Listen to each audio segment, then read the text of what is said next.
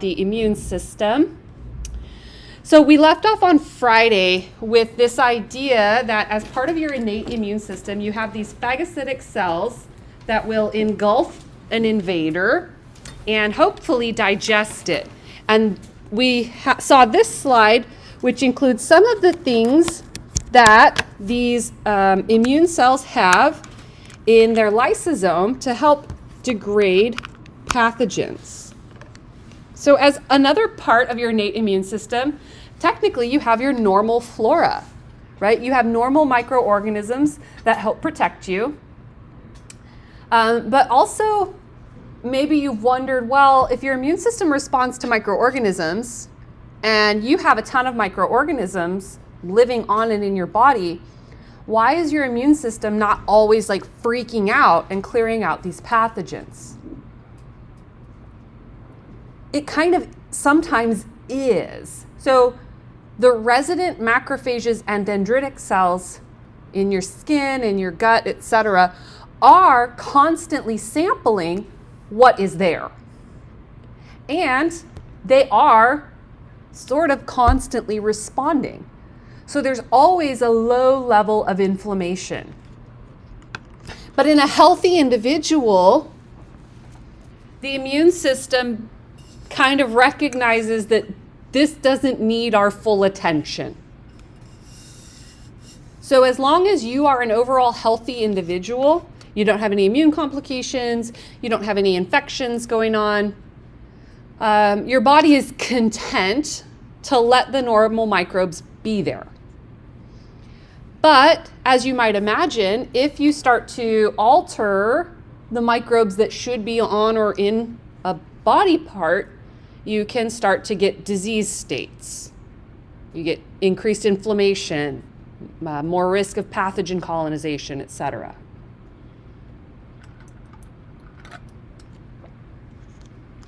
And so when we talk about inflammation in our body, there's a couple major cytokines that people call pro-inflammatory cytokines, but they're the ones that often mediate the inflammatory response. And they're TNF-alpha, which stands for tumor necrosis factor alpha, and interleukin-1, IL-1. When you have low levels of these pro-inflammatory cytokines, so that's on the left of the image there, you see the low quantities will give you local responses and sometimes systemic responses. With the local responses, let's say you have a cut in your skin. We're talking about local inflammation, the diapedesis, the movement of the phagocytic cells to the site of infection, the edema because of the fluid coming out of the blood vessels. You'll get tissue remodeling, especially if you have damage, and that damage could be caused by maybe a mechanical injury, but also the bacteria or the infection itself can be causing damage. And of course, the immune response can be causing damage. So whenever you have that damage, you're going to have remodeling to fix it, is basically what remodeling means. And you'll have the activation of neutrophils and macrophages. Low levels of these pro-inflammatory cytokines can also trigger some systemic responses. And that could include things like fever. So if these pro-inflammatory cytokines activate the hypothalamus to release compounds that raise the body temperature. So what will happen is these cytokines get to the hypothalamus. It basically triggers the hypothalamus to say, oh, our body temperature should be higher, and that's when you'll get chills. Because your brain, your hypothalamus thinks that your body should be this temperature, but your body's actually this temperature, so you're cold, and you'll shiver, and you'll shake until your body temperature gets to that level. So that's the fever, right? So you have the chills, you get the fever. When the hypothalamus resets and goes back down, that's when you break your fever and you start sweating, because now your body temperature is here and it wants to be here, so you have to cool down. Okay, so those cytokines can activate that. They can activate the liver, so the liver will secrete proteins that can help mediate the immune response. You basically will get a loss of appetite, and you can start having wasting of like muscles that will break down so you can get the proteins you need. And you'll also be very tired. And I think a lot of us have been sick before and experienced a lot of these symptoms. You may not know if your liver is secreting proteins, but you've probably lost your appetite. If you've been very sick, maybe you've even lost weight. I'm sure we've all had a fever, and whenever we're sick, we probably have been tired. And if you've got the fever, you lay in bed with all the blankets until your fever breaks, and then you throw off all the blankets and you lay there like you're dying. But what can be dangerous is when we have these cytokines in high quantities. So we see that on the right-hand side of the image. And so high levels of these pro-inflammatory cytokines can lead to some of the same things we just talked about, the localized response and the systemic response. But the challenge is they can also lead to what we call septic shock. And this is a total overreaction of the immune system.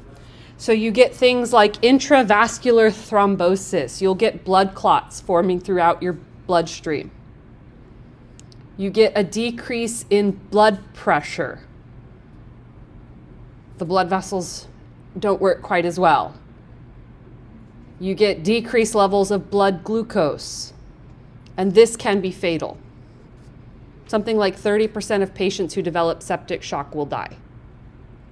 And again, it's not the infection that's causing this, it's the immune response to the infection. And what we'll talk about as we talk about different infectious agents, sometimes you don't even have to have the infection traveling throughout the body. There are local infections that will produce toxins that can overstimulate the immune system. And so the infection is localized to a particular area. It produces a toxin that overstimulates the immune response and can kill you. So that's septic shock. So your body has to strike a really delicate balance between activating the immune system enough to help clear your infection, but not turning it on so much that it kills you.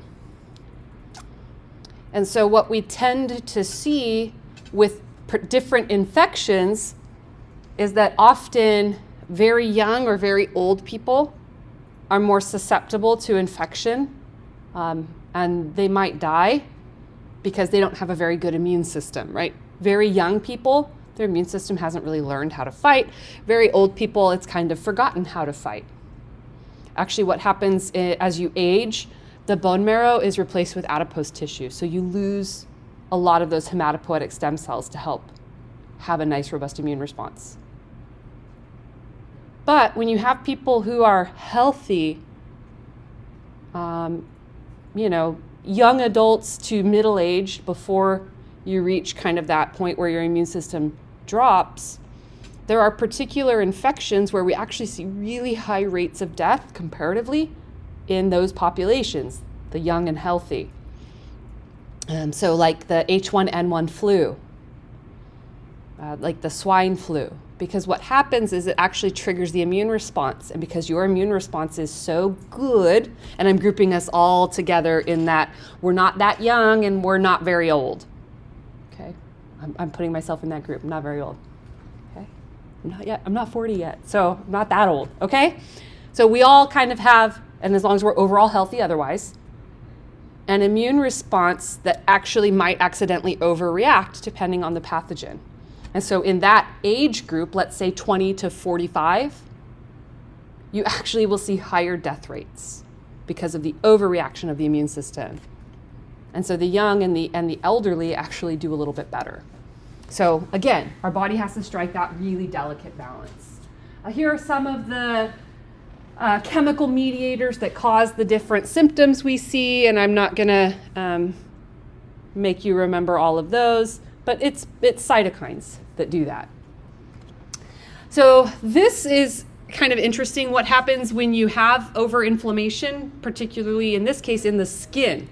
So acne, atopic dermatitis, and eczema are initiated and maintained by innate keratinocyte and epithelial cell responses after entry of normal flora of the skin surface. So they're basically what they're trying to say is that your body, if you have acne, atopic dermatitis, or eczema, your body is overreacting to normal members of the skin flora, or the skin microbiome. Acne is a result of responses to a bacterium called Propionobacterium acnes. I think they've renamed it Cutibacterium acnes, and I'm like, what a jerk, it's not cute. Right? But that's fine. But things like staph, different staph species can drive things like atopic dermatitis and eczema. And one of the first studies I ever saw of the microbiome was back in 2014 at the big microbiology conference. And they saw that people who had higher levels of particular staph species on the skin also tended to have eczema in those areas, whereas people who didn't have those particular staph species generally did not have eczema. So the bacterium that causes acne grows in the anaerobic environment of hair follicles, promotes sebum production, activates pro-inflammatory cytokines and chemokine responses, and there's where you get pimples. Okay, so they can stimulate whitehead and blackhead production, inflammation, and scarring.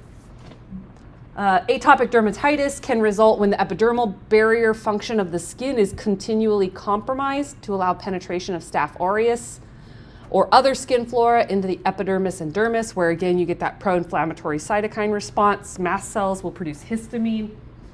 Macrophages trigger inflammation.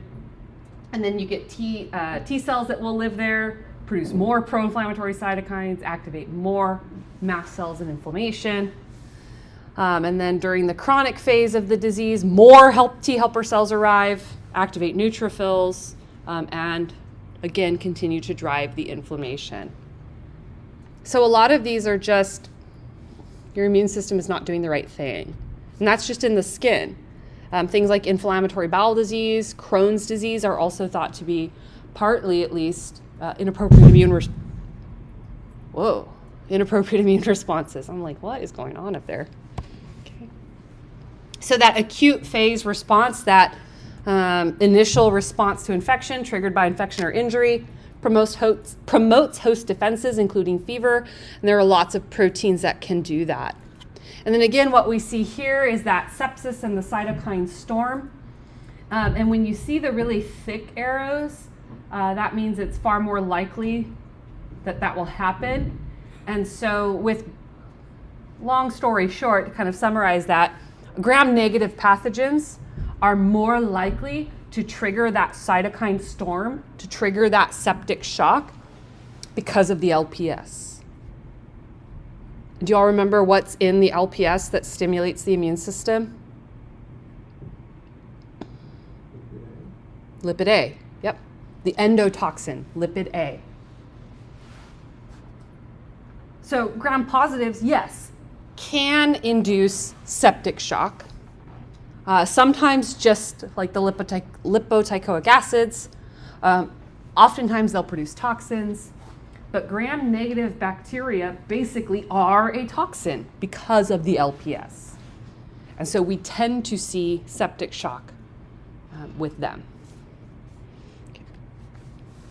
And what's important is that even though we've talked about the innate immune system kind of, by itself, there's a lot of interaction between the innate and the antigen-specific immune system. And so the idea would be, this is a cartoon of a dendritic cell, and it's being exposed to various antigens, glycolipids, proteins, the microbe itself, LPS or flagella, the cell wall, microbial DNA, viral DNA. And all of those things can cause it to become active and mature, and then it can activate things like natural killer T cells, CD8 positive T cells, CD4 positive T cells, etc. So they work together. You're not going to have an adaptive response without your innate response.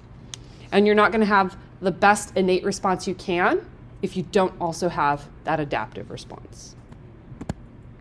Okay, questions about innate immunity before we move on to antigen-specific immunity.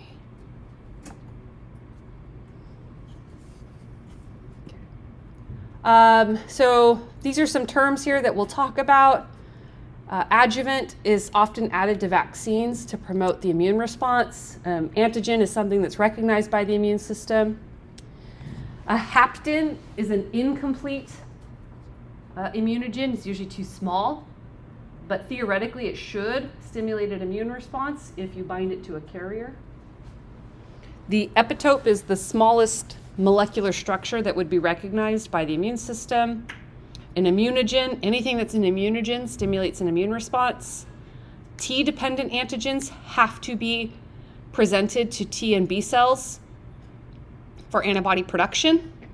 T-independent antigens are kind of things that are just more common, like a bacterium itself, flagellin, LPS, various microbial polysaccharides. And so when we talk about the adaptive immune system, there are two major types of cells that are involved, T cells and B cells. T cells get their name because they mature in the thymus, but they are produced in the bone marrow, like we talked about last week. They have a T cell receptor, and they will have co-receptors alongside of that. Sometimes we'll call cells CD8 positive T cells because they have a T cell receptor and a molecule on the surface called CD8, cluster of differentiation 8. Or they'll be they'll be CD4 positive T cells. They have the marker CD4 plus the T cell receptor. The difference is what activates them. And so there are two broad categories of proteins that we produce that will show antigens on the surface of our cells. They are called major histocompatibility complex proteins, MHC. All cells produce MHC class 1. Every cell in our body will show what is inside. So every cell in the body produces class 1 MHC to show what's inside. And that will interact only with CD8 positive T cells. Those are our cytotoxic T cells. Professional antigen presenting cells, like macrophages, dendritic cells, they will express what's called MHC class 2. So again, MHC class 1 should be shown by all cells in the body because it allows that cell to show what's on the inside. And almost always what's on the inside is supposed to be there. Right? And so the CD8 positive T cell says you're okay, you're okay, you're okay. But if the cell has a viral infection or the cell has transformed and become a tumor cell, that protein the cell shows on the surface might be different. And then the CD8 positive T cell can say, you're not okay. Now, these professional antigen presenting cells that express MHC class 2, MHC class 2 is how they show antigens they have phagocytized. So it comes from an extracellular antigen. Class 1 presents intracellular, class 2 presents extracellular. And that's why only the professional antigen presenting cells will show that. And those will activate helper T cells.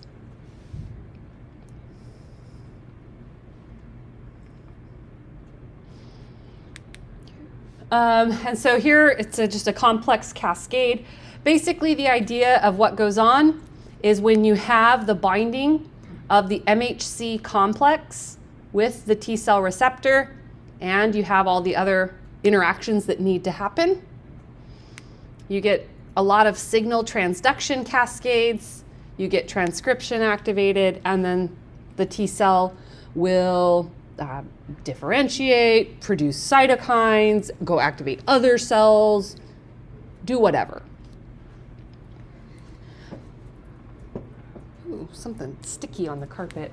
But again, the idea is you have to have all of the interactions present. Not just the T cell and MHC, but you also have to have the accessory proteins. So that makes sure it's like a real interaction. Okay. So the two major types of T cells that we talk about, again, CD4 positive, CD8 positive. There are a lot of details in here like how big the antigen is, that I'm not going to ask you to remember. But again, the basic idea is that antigen-presenting cells, those professional antigen-presenting cells, present antigen to CD4 positive T cells using class 2 MHC.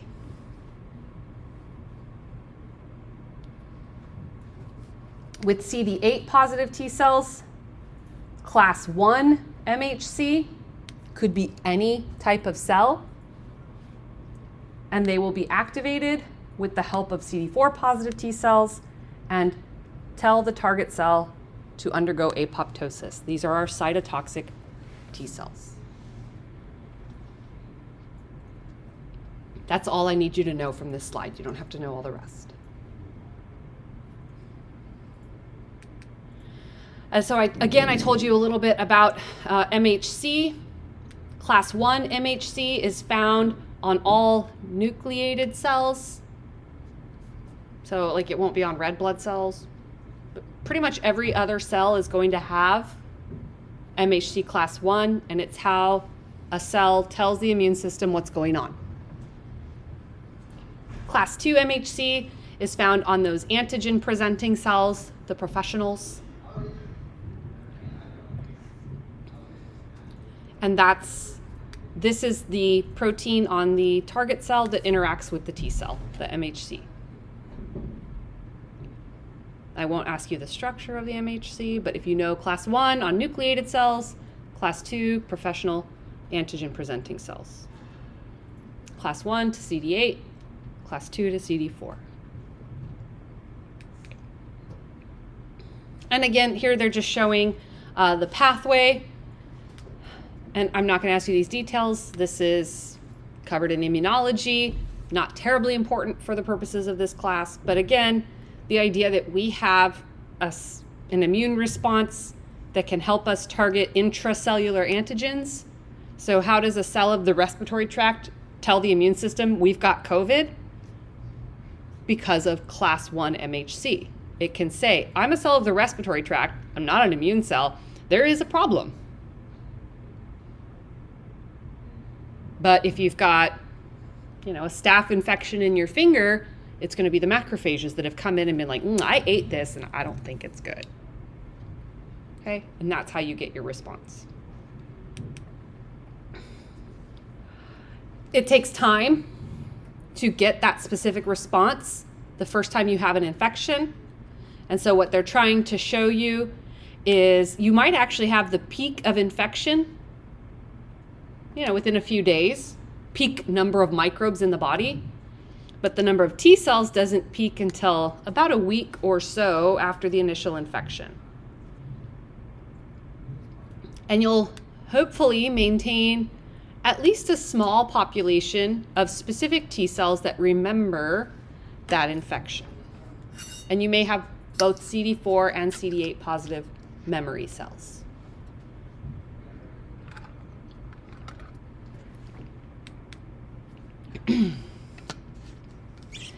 This lists some of the other different kinds of T cells. Again, I'm not going to ask you about all of the different kinds of T cells, but I just want to show you that you'll start with a progenitor T cell, especially this is on the helper side. So these are all going to be CD4 positive T cells. You'll have a progenitor. It depends on what cytokine it encountered. That's what it'll do. Th1, Th2, T helper regulatory cells, T helper 17 cells. Sometimes they work together. Sometimes they inhibit one another.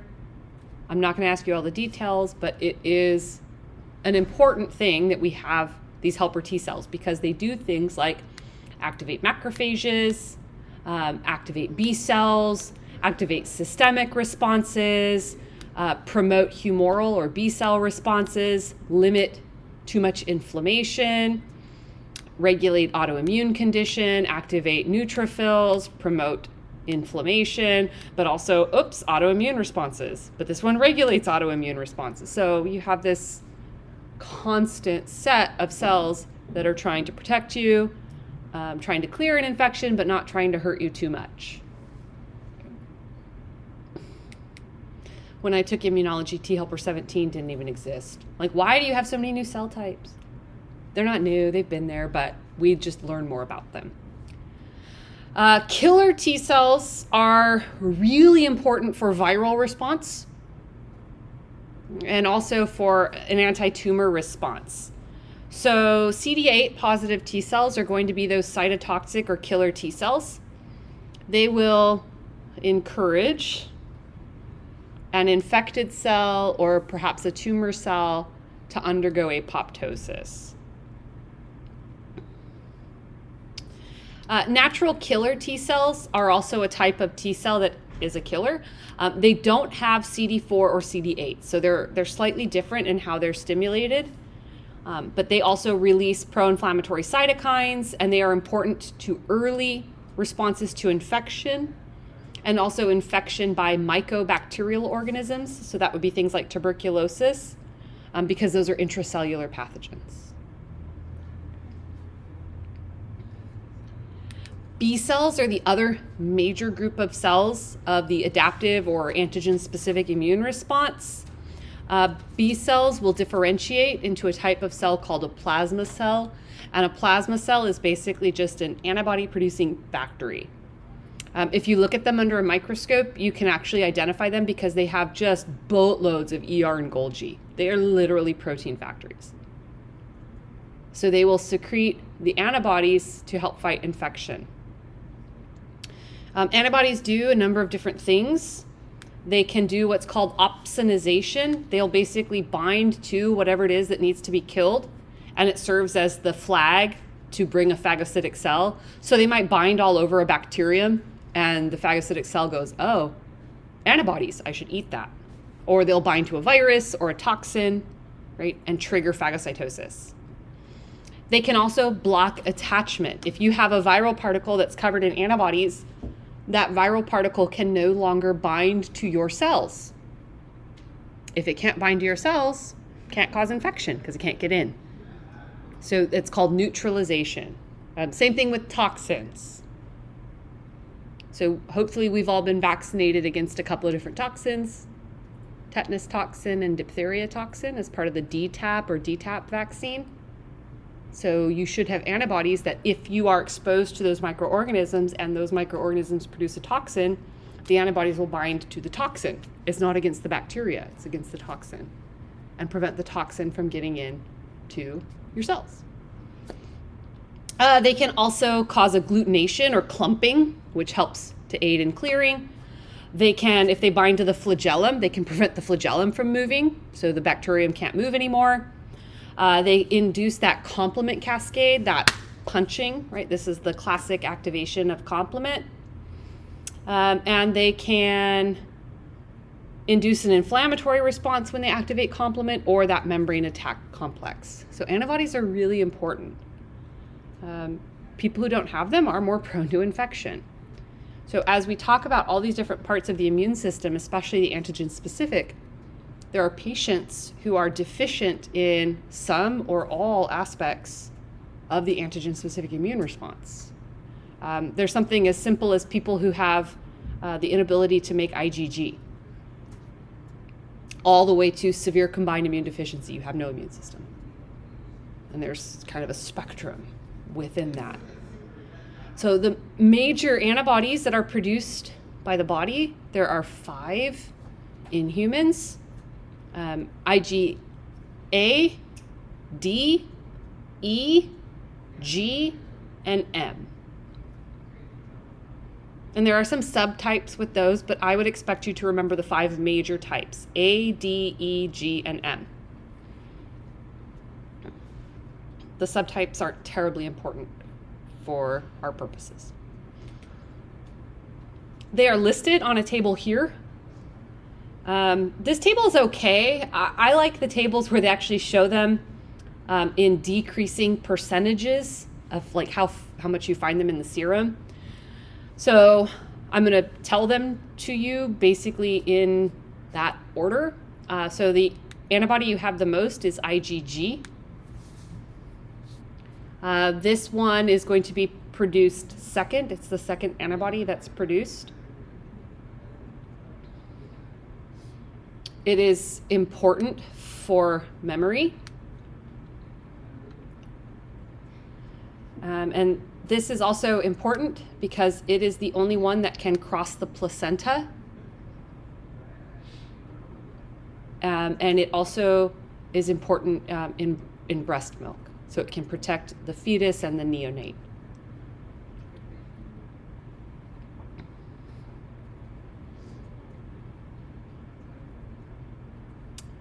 It's kind of 50-50 which one is going to be more between IgM and IgA. I'm going to go IgM first because IgM is the first antibody that is produced in an immune response.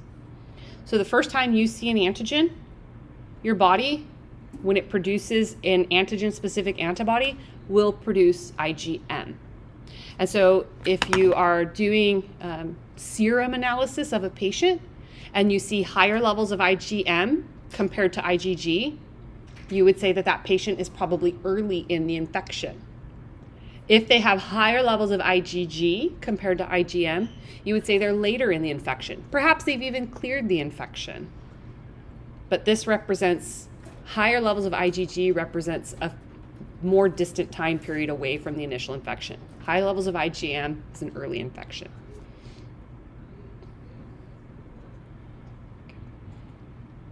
Next is IgA. IgA is important because it does a lot of protection of, you'll see down here, your mucosal surfaces.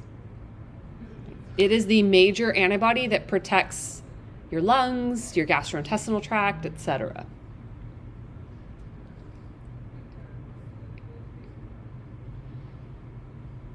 IgD and IgE are both found at very low levels. For the most part, IgD is not even found away from a B cell. Normally, IgD is acting as a B cell receptor. So it's not, as far as like how specifically it fights infection, we don't actually know all that well. It's not like it's early. It's not like it's the late one. It's not the most common. It doesn't hang out in your secretions. Mostly we see it as a B cell receptor. And the last is IgE. This is most important as like an anti-parasitic response. Or those of you who get allergies, you probably have a little more IgE than some people. It's also important in the allergy response. It activates mast cells which produce histamines. And so all of these different classes, we can tell them apart. If you picture the structure of an antibody as like a big Y, that's how I look at antibodies. Right? That's what an antibody typically looks like. I'm not an artist. Okay, this right here, these are the regions where the antibody will bind to the antigens. I picture it like a little person doing the YMCA, right? Here's their little grabby hands.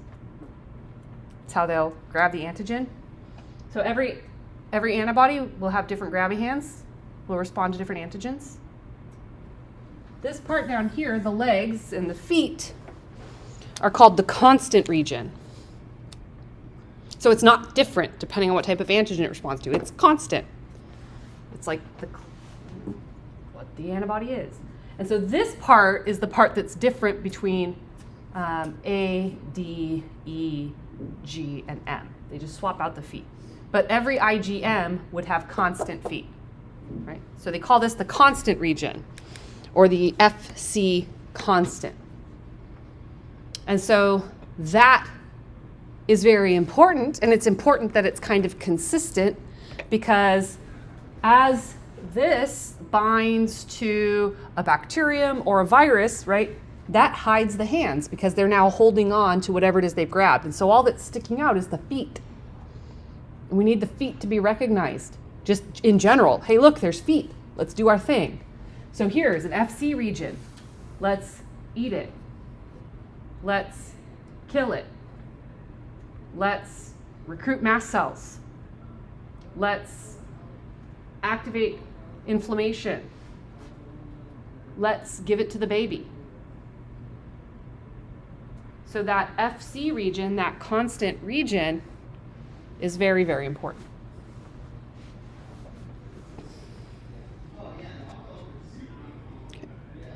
And so, again, I'm not going to ask you the details of this slide, but the idea is how intertwined every part of the immune system is. And I don't know anybody who's taught immunology that's figured out a better way to teach it than to be like, okay, well, here's our innate, here's our adaptive, here's B cells, here's T cells. Right? We compartmentalize them because it's the best we can do for our brains. But unfortunately, they all kind of work together. You have innate, antigen-presenting cells that present to T cells, that activate B cells, that produce antibodies, that recruit innate cells. Right? It's all interacting. And it's all very, very complex. And for the most part, it works really, really well. So we're very, very lucky that we have this very robust immune response. That, again, for the most part, functions pretty well. It gets rid of the things it should get rid of, and it doesn't attack us. That's pretty much all you can ask for. Don't kill me. Don't let anything else kill me. And then if we think about how does the antibody, I think I already talked about this, but the last slide for this section, what does the antibody response look like when we're looking at the antibody response to an infection? So if you have a primary antigen challenge, so you could think of this, and we'll talk about it on Wednesday, but you could think about this as either you've been first exposed to the pathogen or you've been vaccinated. Your first encounter with an antigen. Somebody sneezed in your face or you got a shot, either one. IgM comes first, IgG.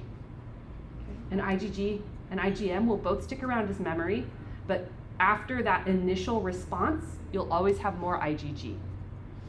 And now, secondary response, right? Let's say you've been vaccinated or you already got COVID or the flu because somebody sneezed in your face. You have that secondary response. And you do see a peak in IgM, but it's really IgG that you see a lot higher. So it's that memory of the infection. It responds much more quickly, much more robustly, where if you've been sick before or if you've been vaccinated, you may not even know that you got exposed again because your immune system took care of it before it had a chance to make you sick, before you could develop signs and symptoms of disease. So we'll finish the immune system on Wednesday and start talking about bacterial infections. Questions, comments, concerns? No? Okay. Get with your group, decide who you want to be your leader. You can submit that, please, anytime before Friday. And other than that, I'll see you all on Wednesday.